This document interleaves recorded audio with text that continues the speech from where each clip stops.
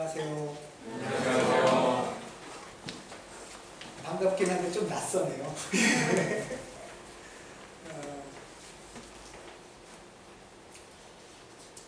오늘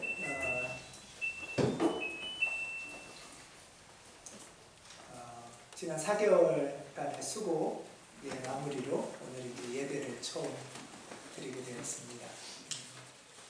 지난 4개월간 애 많이 쓰셨죠? 기도도 하시고 또 생각도 하시고 6월 첫째 주에 재직회를 시작으로 이 교회의 이 봉담, 이 공간으로 이사하는 것이 어떠냐라는 제안을 받았습니다. 아무도 예상하지 못했던. 그래서 6월 첫 주에 저도 그 얘기를 들으면서 가는 게 좋은 건지 안 가는 게 좋은 건지 하는 생각으로 같이 모여서 이야기를 나누기 시작했습니다.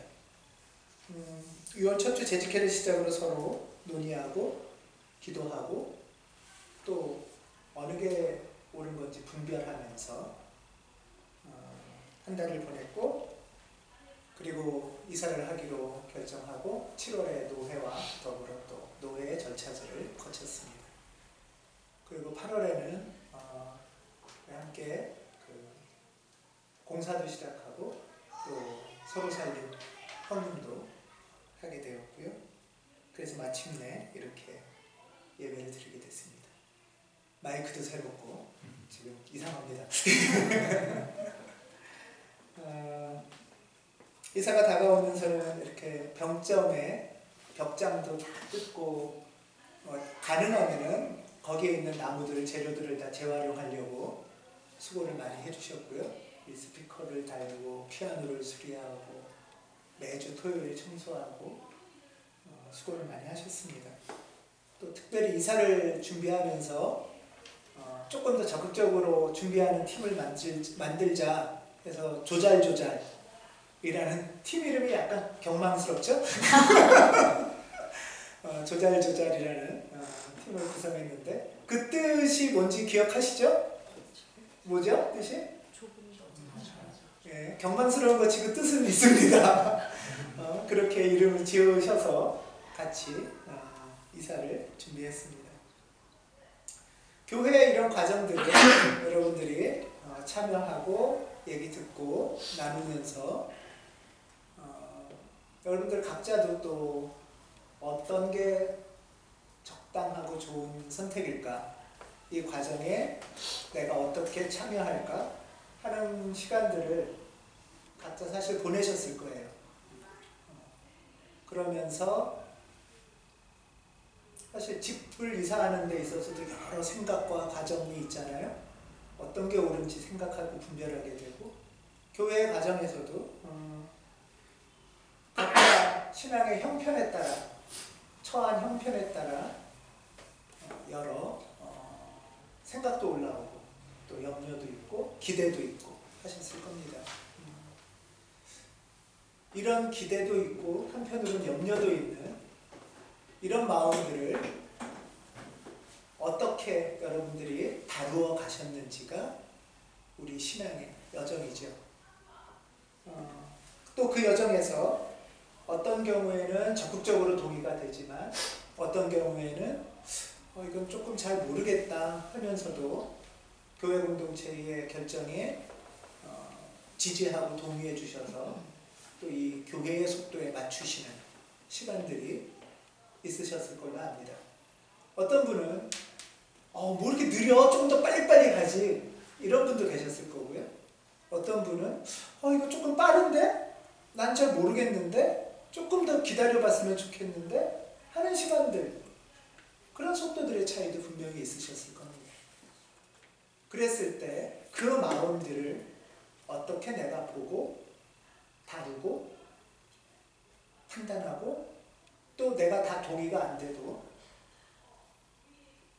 공동체의 동의에 참여해주고, 이런 과정들이 여러분들 각자에게 애쓰고 수고하신 시간들, 지금 몸으로 하는 수고, 헌금의 수고와 더불어 이런 수고들이 사실은 훨씬 더 우리에게 4개월간 한 기도 제목으로 공동체적으로 같이 분별하고 기도하고 판단했던 시간들이었을 거라고 봅니다.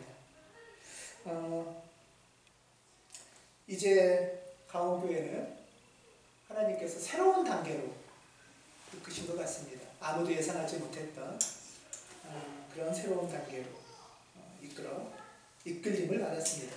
우리 개인 신앙에도 이런 말이 있어요. 신앙의 발달 단계라는 게 있어요. 신앙의 발달 단계가 어떨 때는 일종의 엄마 아빠의 손을 끌려서 학교를 가듯이 유치원 가듯이 교회를 가는 거예요. 엄마 아빠가 교회를 선택했으니까 교회를 갔지, 엄마 아빠가 저를 선택했으면 저를 가셨겠죠. 그때 막 한 거 하고 나는 교회를 가겠습니다 이러지 않는단 말이에요. 엄마 아빠의 이끌림 또는 내가 자라나온 문화 속에서 우리는 사실은 그래서 종교 문화라고도 얘기를 하죠. 그런 삶을 삽니다. 어렸을 때. 우연히 옆에 좋은 교회가 있고 먹을 걸 주고 이쁜 사람이 있어서 교회를 다녔을 수도 있고요. 그렇게 교회 생활을 하다가 조금 신앙이 지나면 그 다음 단계에는 조금 더 강렬한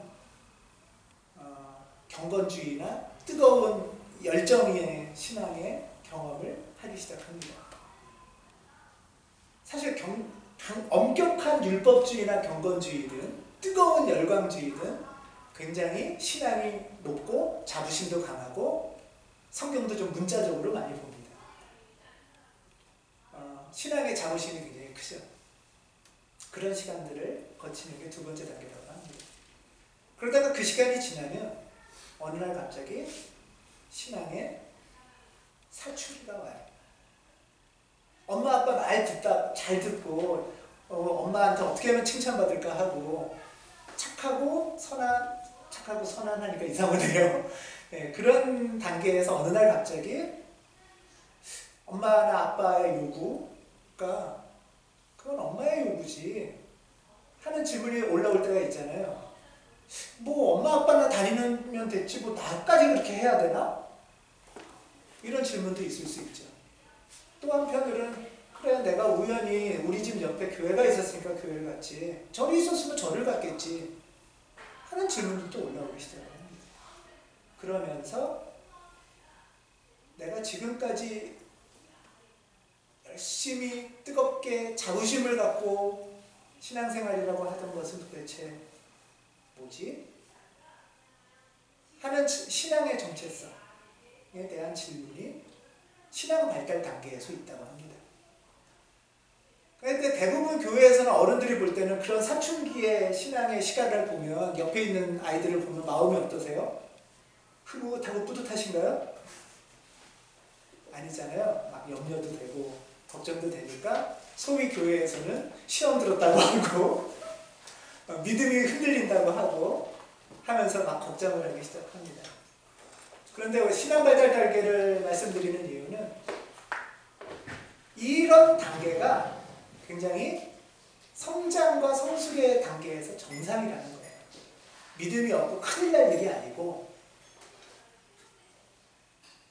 어떤 뜨거움과 굳건함의 시간이 지나면 또 내 몸에 익숙한 문화의 시간이 지나면 좀 더 근원적인 질문 그러면서부터는 공동체란 말도 지겹고 이게 무슨 공동체야 집단주의지 이런 생각 들고 나 혼자 조금 떨어져 있고 싶고 그러면서 자기 개체성에 대한 질문을 하는 시간들이 생깁니다. 이거는 믿음이 없고 시험에 들은 시간이 아니라 이제는 단독자로 내가 하나님 앞에 어떻게 설 것인가를 묻기 시작하는 시간입니다.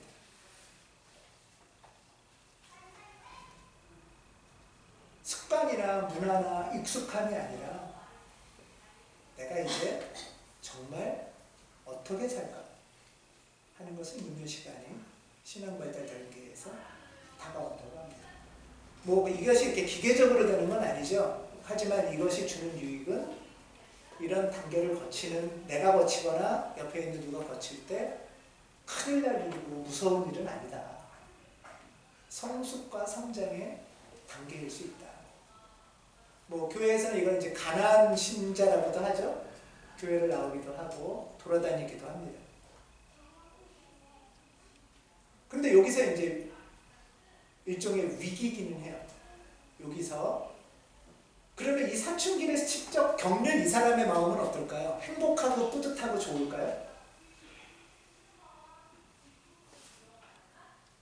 그 모습을 보는 엄마 아빠 이상으로 본인도 한편으로는 자유롭고 행복한 것 같지만 한편으로는 불안하고 죽겠고 자기도 힘든 거죠. 어떻게 보면 자기가 어떻게 살아야 될지 몰라서 자충우돌하는 시기이기 때문에 염려 이상으로 더 어려움을 겪기도 할 겁니다. 신앙의 사춘기를 경험하신 분들도 계시고 일반적인 성장의 사춘기를 경험한 우리들도 그렇잖아요. 소위 말해서 질풍노도의 시기라고 하죠. 그런 부모님들 경험 있으시죠? 마음이 흐뭇하셨나요? 그 모습을 보면서? 네. 그런데 그 분이, 그 사람이 그런 시간을 겪어야 된다는 것을 이해하고 부모도 강건함의 시간을 겪어야 되는 거예요. 그래서 혼자 동떨어진 것 같지만 사실은 이 사람과 그를 둘러싸고 바라보는 공동체가 같이 신앙의 성장의 시간을 겪어가는 것이죠. 위기라는 것은 그 경험을 겪어내면서 정말 나와 하나님과의 단독자의 관계, 또 나와 공동체와의 관계가 성장하고 종합적으로 통전되는 단계로 갈 수도 있고요. 여기서 모든 것을 그냥 놓고 싶고 귀찮고 포기하고 싶고 그러면서 그냥 신앙의 깊은 지혜로부터 멀어져 버리는 위험이 실제로 있을 수도 있고요. 또 하나는 나도 힘들고 엄마도 걱정하니까 하면서 다시 도로 뒤로 퇴행하는 신앙의 단계를 갖기도 한답니다.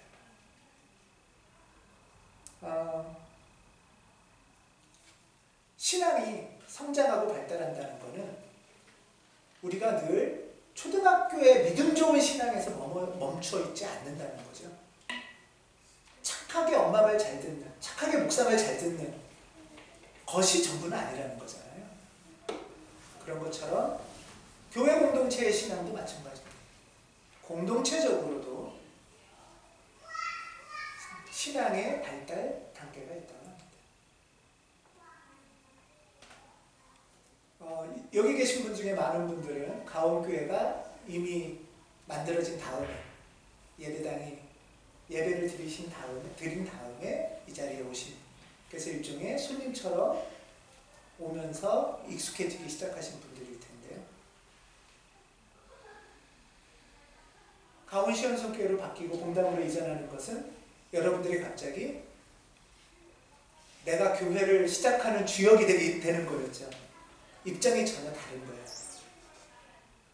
머뭇거리고 다가가고 내가 여기에 조금 익숙해지고 마음에 안 든다고 조금 더 물러나고 하던 시간이 아니라 가온 시원성교회를 같이 시작하는 사람들이 된 거죠.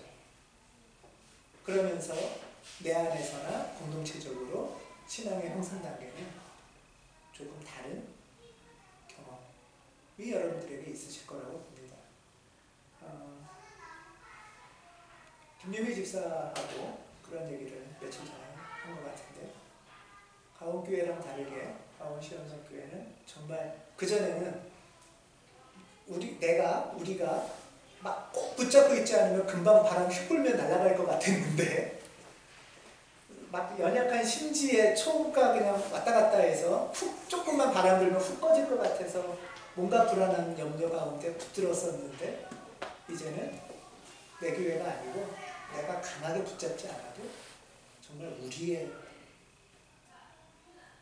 교회구나 하는 마음이 깊이 들더라. 이런 마음을 나눠줬습니다. 우리는 우리가 원하든 원하지 않든 새로운 단계로 접어들게 됐습니다. 우리 인생도 그렇잖아요. 내가 예상하고 원하는 때에 새로운 단계로 꼭 접어드는 거는 아니죠.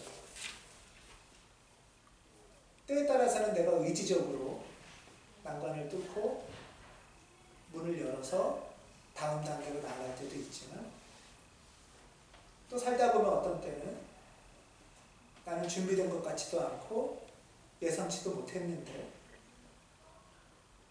어떤 삶의 도전이 나에게 다가올 때가 있습니다. 아마 우리가 이전하고 이렇게 교회를 새로 연 것은 아무도 예상하지 못했던 그런 특별한 일이었던 것 같습니다. 새로 이사를 하면서 우리가 이사를 할 때, 이전을 할 때 재직회에서 논의하면서 세 가지 기준을 좀 얘기를 했었습니다.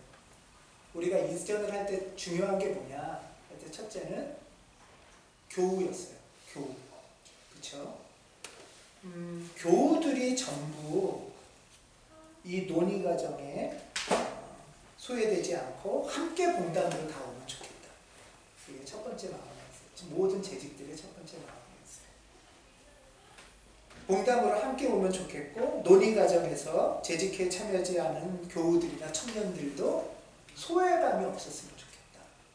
이 결정의 과정에서 아마 가온교회가 우리 모두가 몇 번씩 서로 가온교회의 특징을 논의하거나 이야기할 때 보면 함께 논의하는 교회, 그리고 또 서로에게 관심을 갖고 서로를 돌보는 교회, 이게 아마 첫 번째 중요한 마음. 그래서 교우들이 함께 소외감 없이 같이 오자. 그래서 예상보다니라기보다 일반적인 결정보다는 시간이 꽤 걸렸죠. 예. 한 달을 회의하고 이사 가자고 얘기하고 그 과정에 또 한 달을 지내고 하면서 4개월이 흘렀습니다. 이처럼 신앙의 전제는 나 홀로만이 아니라 우리의 공동체 함께 신앙을 하는 것, 그것이 중요했고요. 그 다음에 두 번째 재직들이 이야기했던 두 번째는 뭐냐면 정체성이었습니다. 교우들이 같이 갔으면 좋겠다라는 거고요. 두 번째는 만약에 이사를 가는 것 때문에 가온의 정체성이나 역사가 흔들린다면 가지 말자라는 거였어요. 아무리 좋은 조건이든 무슨 호의가 있든 선물이 있더라도 사실 그만큼 우리에게는 정체성이 곧 모이는 이유, 예배드리는 이유이지요. 어떻게 보면 교우들 이상으로 중요한 게 우리 교회의 정체성일 수도 있고, 그 정체성을 이루시는 본질, 중심은 함께 교회를 여는 지금 이 자리에 계신 분들에게 달려 있습니다.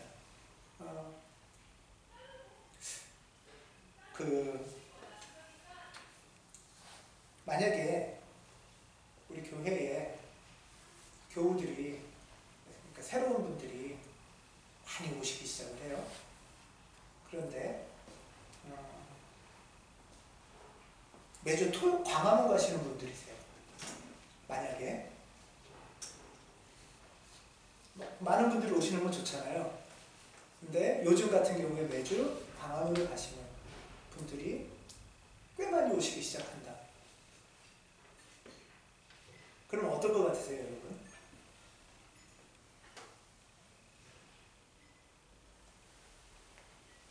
사실 교회의 정신, 정체성을 생각하시는 분들은 이것이 굉장히 큰 고민입니다. 목사들도 많은 분들이 오셨으면 좋겠는데 한편으로는 우리의 정체성이 흔들리지 않는 정도의 속도로 새로운 분들이 오셔야지 우리의 정신과 본질이 안정과 든든함을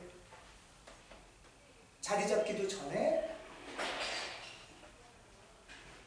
다른 기운들이 들어오신다면 그건 우리한테 굉장히 큰 과제가 되는 거죠.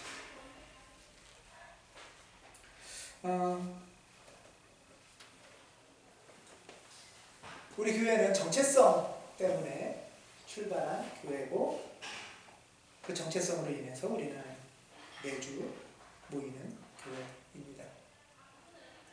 아마 정체성이 중요하다고 말한 거는 오히려 우리가 좋은 조건이나 많은 사람들이 오는 것을 조심하면서 오히려 우리의 속도에 맞는 걸음으로 정체성을 실천하는 교회가 되자 하는 것이 모든 분들의 동의하는 마음이셨을 거라고 생각합니다.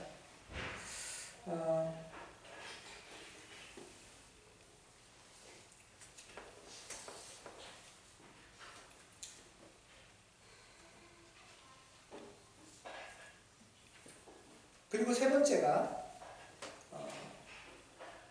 재정입니다. 첫 번째가 교우들이 함께 그 교우들은 아마 정체성을 같이 공유하는 그리고 교회를 같이 읽어갈 그런 교우들일 거고요. 그리고 세 번째가 우리가 어떻게 재정을 감당할 수 있을까 하는 이야기였어요. 이거는 다르게 말하면 과도한 부담을 되지 않는 하나님 나라의 일을 할 때 어디만큼, 얼만큼, 어떤 분별로 우리가 해나갈까 하는 거와 관련이 있습니다. 순간의 선택으로 처음에는 좋아서 뜨거운 열정으로 집 팔고 그 다음에 금반지도 빼고 혹시 금반지 빼보신 경험 있으신 분 계세요? 순간적으로는 그게 그럴 수 있지만 하나님의 일은 정의와 평화의 일은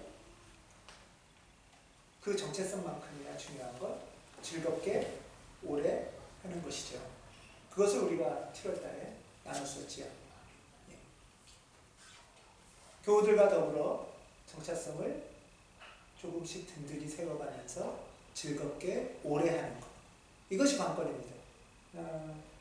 처음에는 기분에 따라서 흥분해서 성급하게 막 달려가다가 혼신의 힘을 기울이다가 빨리 결과가 안 나오면 내 방식대로 일이 안 풀리면 금세 지치고 또 난관이 오면 금세 시들해지는 것은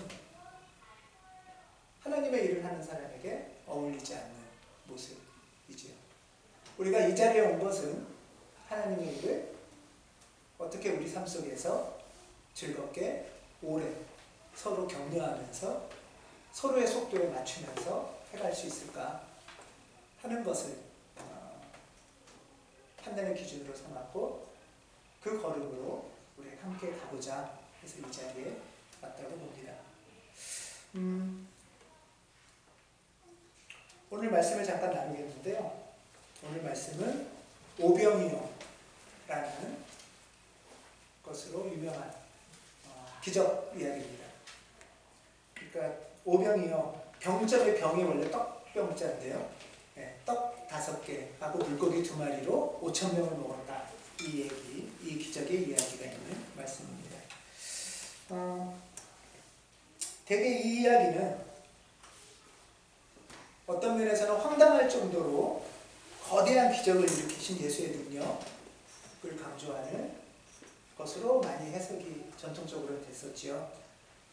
오병이어의 이야기는 많이 들으셨을 텐데 물론 그렇게만 성서를 읽지 않는 조금 다른 해석도 있습니다.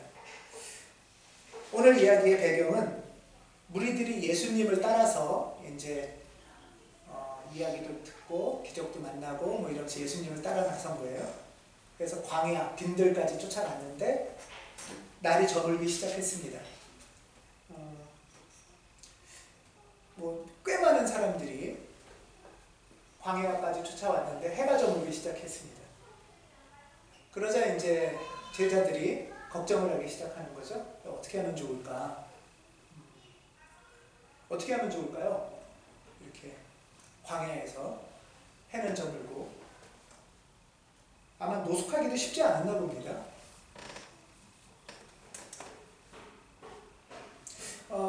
마찬가지죠. 인생에서 이렇게 과제를 만날 때 분별을 하는 과정이 이 말씀에서도 보입니다. 제자들은 이때 이제 어떻게 해야 되냐고 했을 때 사람들을 각자 흐트러뜨려서 각자 자기 먹을 것을 구하게 보내자 이렇게 제안합니다. 근데 예수께서는 다른 말씀을 하지요. 이들에게 먹을 것을 줘라. 제자 입장에서는 이 얘기 들으면 어떠시겠어요? 답답하죠? 예. 그러니까 보내주는 거 아닙니까? 그렇죠? 예. 먹을 것을 줘라 했는데 그러려고 보내는 거 아닙니까? 근데 조금 다른 해석에는 이런 내용이 있어요. 조금 다른 시각인데 제자들은 지금 예수님과 함께 제자들이 빈들에 이만큼 모였는데 이 공동체에게 문제가 생긴 거예요. 과제가 생긴 거예요. 해는 지고 먹을 건 없고. 그럴 때 제자들의 제안은 굉장히 합리적인 것 같지만 각자 뿔뿔이 흩어져서 각자 문제를 해결하는 방식이라는 거예요. 능력을 알아서 각자 가라. 애 업고 있는 사람은 좀 늦게 갈 거고 젊은 사람들은 훨씬 빨리 가서 자기 먹을 거 챙길 수 있게 갈 수 있지 않겠냐.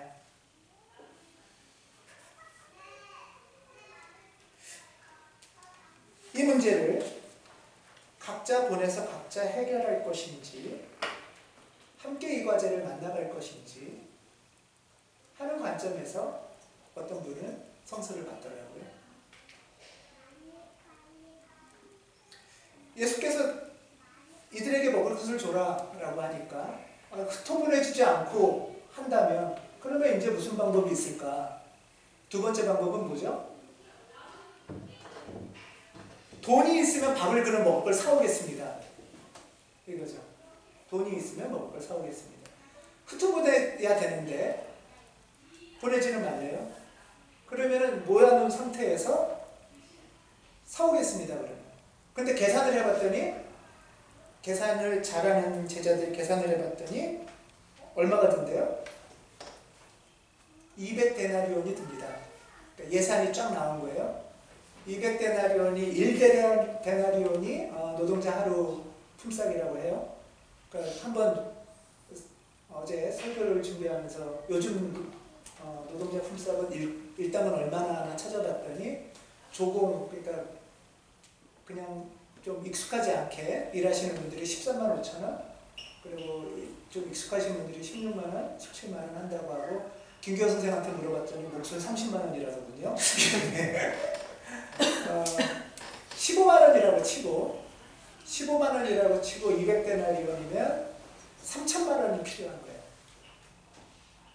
3천만 원이 있어야 이 문제가 해결됩니다. 라고 대답해요.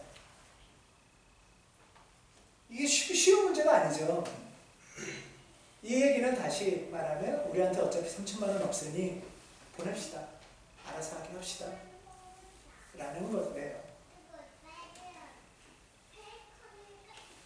이게 합리적이고 일반적인 이 문제를 푸는 방식이었을 텐데요.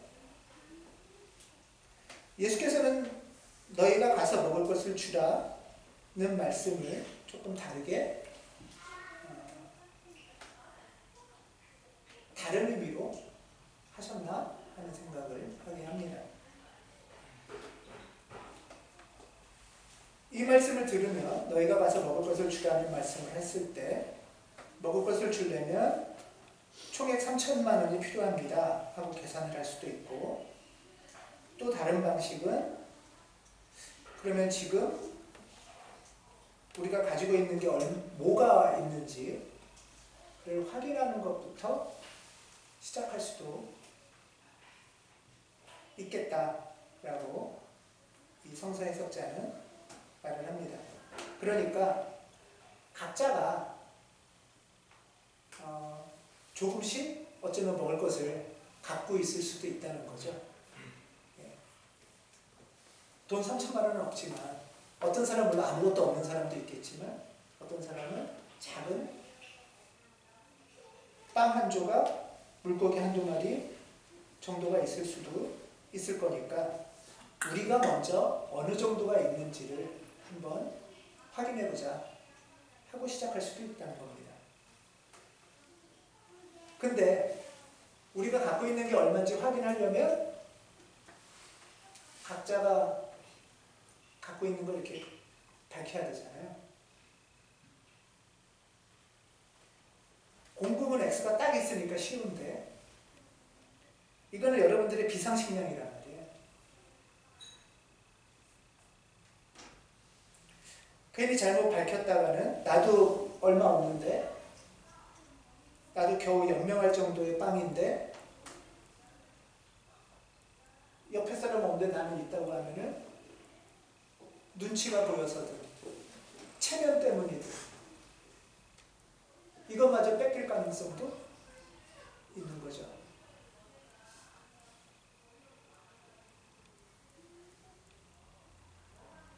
그런 마음에 약간의 빵들은 주머니에 넣고 쩔쩔매고 우왕좌왕하면서 3천만 원이 있어야 될 텐데 하는 것을 이야기하는 제자들의 모습이 떠오르더라. 그런 얘기가 여기에 있습니다. 이때 요한복음에 의하면 한 어린아이가 아이는 눈치가 좀 없잖아요. 그래서 이때 저 물고기 2마리랑 빵 5개 있어요 라고 얘기를 한 거예요. 여기서부터 기적은 시작된다. 아이가 먼저 내가 이만큼 있습니다 하고 밝히자 다른 사람들도 참 철딱선이 없다 싶은 마음도 있을 수 있고 그래 나도 하면서 한 사람씩 자기가 갖고 있는 정도를 밝히는 것. 그래서 그것을 모아보니까 생각보다 많은 기대 이생의 것들이 돼서 나누어 먹을 수 있는 기적이 일어났다. 이렇게 이 오병이어를 읽기도 합니다. 이 해석에 의하면 기적은 3천만 원이 하늘에서 떨어진 기적은 없습니다. 미래의 불안 속에 깊이 감추어두었던 내 마음을 열고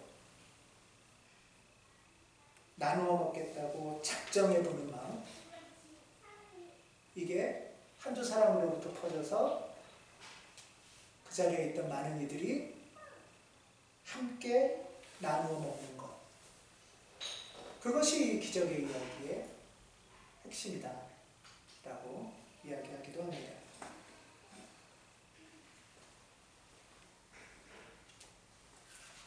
우리는 살아오면서 하늘에서 3천만 원이 떨어지는 기적은 못 만날지 모릅니다.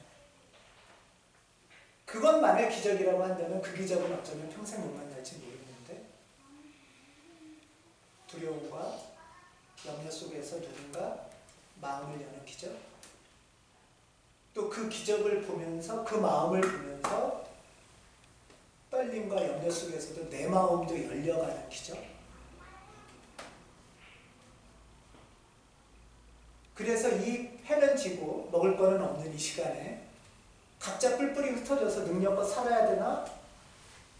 3천만 원이 떨어져야 되나? 라는 두 가지 길에서 우왕좌왕하고 갈팡질팡할 때 다른 방식의 길을 열어주시는, 그것이 예수께서 우리에게 보여주시는 하늘의 기적, 공동체의 모습, 거라는 생각을 합니다. 교우들을 향한 서로의 마음은 우리에게 예상치 못한 인생의 기적을 만나게 할 겁니다. 이 기적은 로또의 기적이 아니고 하나님 나라라는 든든한 정체성 안에서 만나가는 기적이 될 것이고, 이 기적이 바로 우리 인생을 가장 올가매는 먹고 사는 문제, 돈 버는 문제, 써도 소비하고 모아야 되는 이 과제들을 어떻게 하나님 뜻 안에서 분별하고 만나갈 수 있을지, 새로운 길을 배워가는 기적이 될 수도 있다고 봅니다. 저는 우리 교회가 이 사회와는 다른 길을 보여주는 교회가 되고자 모였다고 믿습니다. 교회 열심히 다니면 3천만 원 생긴다는 것은 거짓말이잖아요. 생길 수 있죠, 물론. 생길 수 있지만 모든 사람에게 다 하늘에서 3천만 원이 떨어지진 않는 거죠. 그리고 그것이 정말 선한 선물인지도 잘 모르겠고요. 두 가지 길이 아닌 다른 하나님 나라의 길을 찾고 내딛어보자 하고 우리가 공담으로 이사를 왔고 새로운 시작을 하려는 것이죠.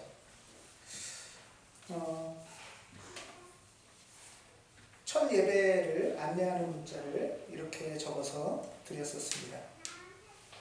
가온교회가 병재미 시대를 마감하고 동담으로 이전합니다. 조금 더 지역으로 들어가려고 합니다. 조금 더 분명하게 실천하려고 합니다. 우린 이 사회에서 다른 삶을 이야기하고 다른 방식을 찾고 예수의 레디컬한 본질적인 공동체를 실험해보는 거예요. 저는 이 길이 우리가 예상치 못한 기적을 만나는 인생이 될 거라고 믿습니다. 이런 고백과 선택과 실천이 영원히 신비로우신 하나님이 주시는 기적이고, 이 기적이 2000년 예수 공동체를 이끌어왔고, 그 2000년 역사의 기적이 강원 시연성 교회 가운데 일어날 것이라 믿습니다.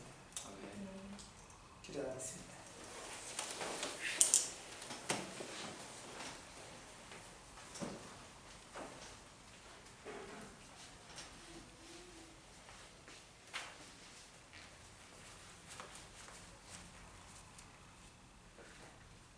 뿔뿔이 흩어진 채 각자 인생의 과제들을 만나고 쓰러지고 불안해하는 삶을 살지 않도록 도와주십시오. 해는 저물고 먹을 것은 없는데 우리는 어떻게 해야 합니까?